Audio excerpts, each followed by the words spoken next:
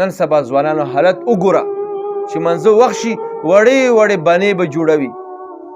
یاره جي ټیک نه یم، یاره جي کپړې به بېلمازې دي. نو کپړې نه، ته غونډ بېلماز دي. الله پاک ته خو د انسان ځان ته ودرویم نه. ګوره الله پاک چې کم کس نه خفه شي نو هغه کس نه مال دولت نه اخلي، بلکې هغې نه د سجدې توفیق واخلي چې دې به الله مخې ته سجده نشي لګولی. حضرت عبدالله ابن عباس رضی الله تعالی عنه په باره کې راځي چې کله د هغې سترګو نظر کمزوری شو نو چا ورته ویل چې د دې علاج شته دی، خو ته به څو ورځې مونځ نه کوې.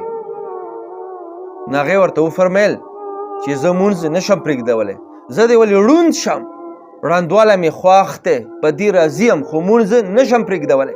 هغوی فرمیل چې ما رسول الله نه اورېدلی دي، من ترک صلاتن لقي الله وهو علیه غضبان.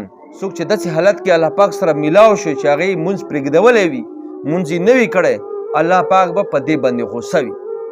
نو زه دې ته تیار یم چې زما نظر لاړ شي، ړوند شم، خو مونځ نه پرېږدم. او راشه د نن سبا ځوانانو حالت وګوره چې منځه وخت شي وړې وړې بانې به جوړوي.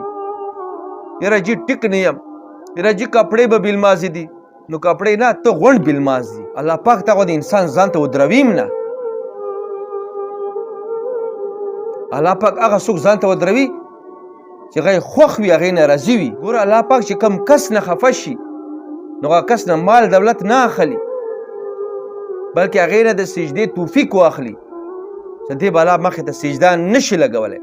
څوک چې الله پاک مخې ته سجده نشي لګوی نو الله پاک دې نه خفه دی. خفه دا دې سوچ وکړي چې دا ټول خلق الله مخې ته سجدې لګوي، د ما څه چل دی؟